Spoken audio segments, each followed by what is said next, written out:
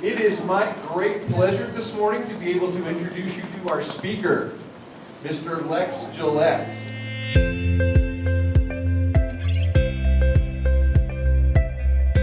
I'm an athlete, 4-time Paralympic medalist, 2-time world champion.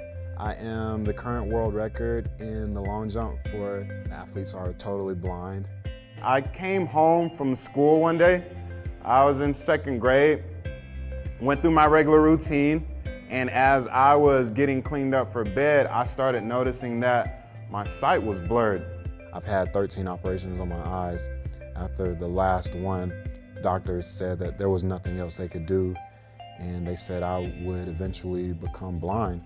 So from that day forward, I would go home, go through my normal routine, get cleaned up, go to bed, and wake up the next day and see a little less than what I did the day before, until one day I woke up and I couldn't see anything. You know, vision is something that you think about it all of the time, and it's something that isn't quite in existence yet, but you see it so much and you want it so badly that you put in all of the hard work, all of the effort, all of the energy to bring it into reality. Again, we're gonna have things that go wrong sometimes, but you know, it's not what happens to you, it's what you do with what happens to you. And you're gonna fail sometimes, but as long as you continue to keep trying and keep trying and keep trying, and you never give up, then eventually you're gonna reach that point.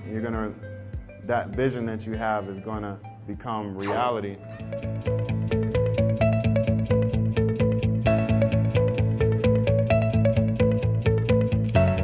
You know, it's difficult being able to run without being able to see, but it was a challenge. It was something that I had to conquer in order to reach my overall goal of going to the Paralympics and winning medals.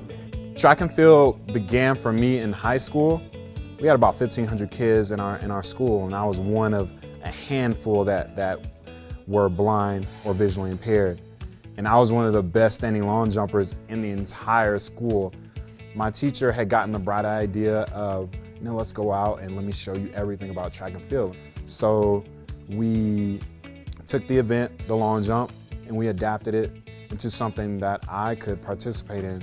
So he would stand by the takeoff board where I'm supposed to jump from, claps, yells, gives me that audible reference so that I know exactly where I need to run and jump from.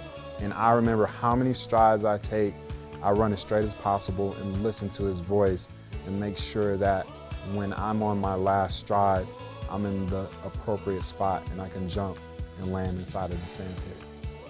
The one thing that my disability has given to me is the permission to live my life freely and to see that you don't need sight to have a vision. And it wasn't the sight that was the determining factor in whether or not I would be successful or not. It was having that vision. I want the kids to see that they have the ability to choose their name tags. They have the ability to write down and know that, hey, I can be this person, or I can do this. I can do absolutely anything.